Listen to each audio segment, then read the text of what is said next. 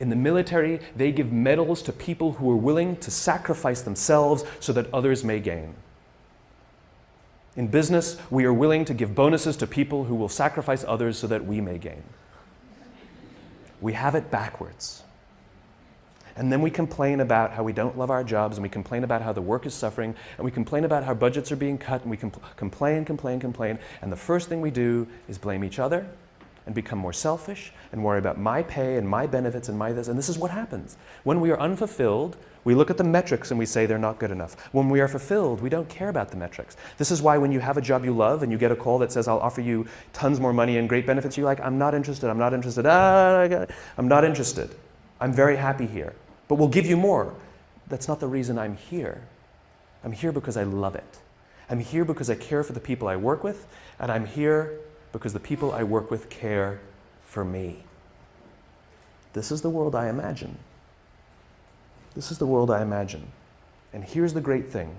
If you take little risks, I'm not talking about big things, little things. If you start doing little things for each other, the amazing anthropological response is other people will start doing little things for others too.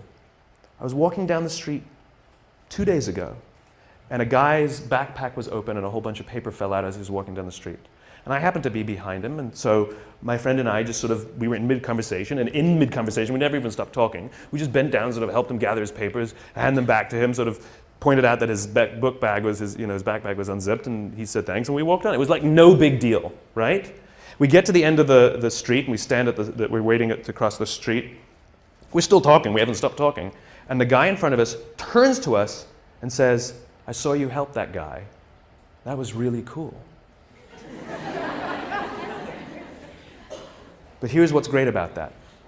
That guy will go do something for someone else simply because he saw us bend down and pick up paper for someone else.